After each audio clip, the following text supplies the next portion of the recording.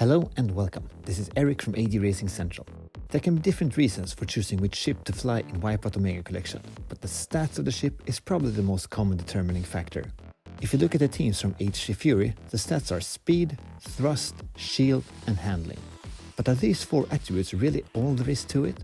The answer is no, since there are numerous hidden stats behind the way the different ships perform. And everything has been summarized in a commendable way in a spreadsheet by Wipeout Zone user Big Snake.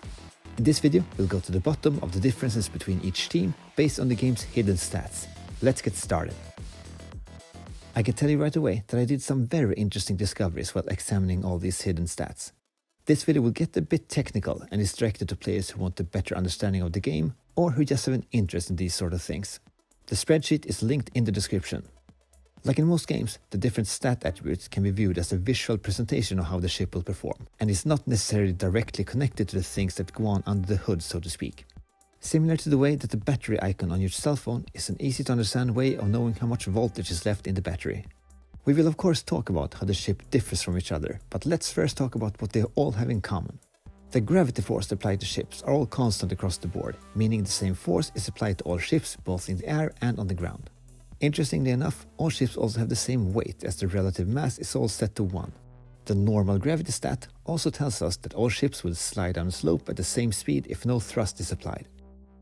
While the ships do have different levels of grip when on the ground, they all have the same air grip, meaning they all should behave the same while airborne, even though I didn't find a stat for how the pitch mechanic differs between the teams. The different rebound values that are partially tied to how the ship bounces after a landing are also constant for all ships, which makes sense since they all have the same weight. On the same topic, we can also see that all ships are of the same size, but the height, length and width shown here are most likely tied to the ship's hitbox rather than the actual model of the ship. Those were all the relevant stats of value that are the same for all ships. Some things that can feel different between them don't seem to actually be different. There are many ways in which game developers fool us to see differences when none actually exist, but let's not go down that rabbit hole and instead focus on the hidden stats that actually are different between the ships. For the sake of making easy comparisons, we will look at the HG ships in the Venom speed class, but things seem to scale upwards accordingly on the higher speed classes. By the end of the video, I will touch on how the Fury ships differ from their HG counterparts. Let's take a look at each of the in-game stats one by one, starting with speed. What is presented to us that is called speed on the team selection screen is referred to as top thrust by the developers.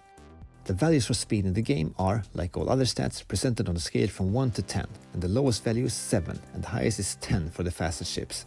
The top thrust values are completely different, but they do scale accordingly. Both Oricom and Trackis that have a speed value of 9 have a top thrust value of 423, for example.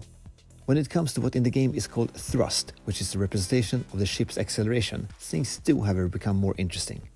Thrust is called acceleration cap in the spreadsheet, and while it does scale somewhat according to the in-game stats of the ship, we do find some differences. AD Systems and EDX both have a thrust value of 9, but their acceleration cap values actually differs quite a bit, 24.5 and 21 respectively, to AD Systems' favor. These differences are very hard to make an accurate test of in the actual game, since the differences aren't too great and both ships have different maximum speeds, but it's definitely worth noting that they are there. Assegai, Phisar and Mirage all have a thrust value of 8, but while Assegai and Mirage have an acceleration cap value of 17, Phisar has 18.5. Again, not that much of a difference, but the Phisar ship should reach its top speed faster, even though they all share the same thrust value in the game.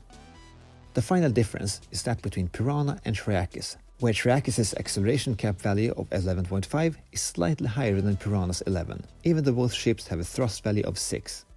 The fastest accelerating ship in the game is Koteki 45 with a thrust value of 10, but the team has an exponentially higher acceleration cap value of 38. This is again hard to test in the game, but it should mean that Koteki 45 has an even greater advantage when it comes to thrust compared to the other teams. The shield stat can be mentioned briefly. The shield value in the hidden stat sheet scales accordingly to the in-game shield value, and they differ between 95 to 110, meaning that the ships in the game with the highest shield value have around 15% more shield than the squishiest ones, and anyone who has played the game knows that you can really feel this difference. And now we'll talk about the handling stat, that is both the most complicated one, but also the one where we find the most surprises. Handling is actually connected to 3 different hidden stats: turning amount, turning fall-off, and turning gain. Turning gain has a universal value of 500 and determines how quickly the ship will start to turn. Turning amount determines how fast your ship will turn, and turning fall off how fast the ship will stop turning. These two latter values scale with the handling stat of the ship. To summarize all this, we can see that all ships have the same delay between when you push the stick and the ship actually turns. But the ships will differ in which maximum speed they can turn in, as well as how quickly they will stop turning after you push the stick in the other direction or return it to neutral. And in the game, we can also feel that some less dexterous ships can feel sluggish, but also easier to keep in the racing lines than the more agile ones that, while being much more snappy in the corners, sometimes also feel janky. Even if both these hidden stats scales with the handling stat, one that doesn't is what is called ground grip. This stat is described as the anti-slip amount the ship has when hovering above the ground. It should essentially mean that ships with a lower value will drift more in the corners than ones with a higher value. And here we finally find the reason why Assegai has one more point in thrust than Haramau, while the rest of the stats are identical. Assegai isn't just a better version of Haramau, as Haramau has a higher ground grip value, meaning that the ship will be more exact and less drifty in the corners. The very agile Pfizer ship actually has the same ground grip value as many of the other teams. The Kyrix ships can feel slightly more sluggish in the corners than Mirage, even though they have the same handling value, and this is probably explained by the fact that Mirage has one more point in the ground grip stat. The fast Icarus ship is many players' go-to ship for speed laps and time trials. This is of course because of the ship's high speed, but probably also because of the team's ground grip value of 7.5, compared to EGX and Goteka 45's value of 6, even though all the teams share a handling value of 7. When it comes to the ship with a handling value of 6, Oricom's low handling stat is also compensated by a ground grip value of 7.5, compared to Trackers and Piranha that both have a 6. To sum things up, the hidden stats show no difference between the ship's weight, agility in the air, hovering height, and size, among other things. The shield and speed stats in the game also show us an accurate value of how the different teams compare to each other when it comes to the hidden stats.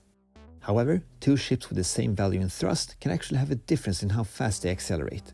And even though the handling accurately represents how fast the ship turns, the ground grip stat differs quite widely between different ship archetypes. Ground grip is most likely the hidden stat that affects the performance of the different teams the most, and it's also the explanation why some ships feel more drifty than others, even if they share the same handling stat. And what about the on-paper superior Fury ships? Isn't there a couple of hidden stats that will balance them against their HD counterparts? Well, no.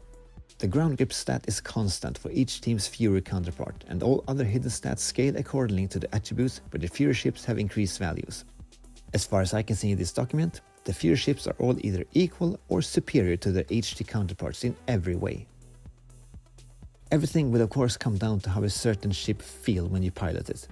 There can be many reasons for preferring a slower turning ship with less ground grip, or the balance of the different attributes just suit your playstyle. I do however hope that this video gave you an insight or two about the game that you didn't know about. If you want to see me tackle a much less technical subject, click on this video where I rank all the ships based on their looks. And feel free to leave a comment about which ship in Wipeout HD Fury you prefer the most. I am Eric from AD Racing Central, and I'll see you in the next video.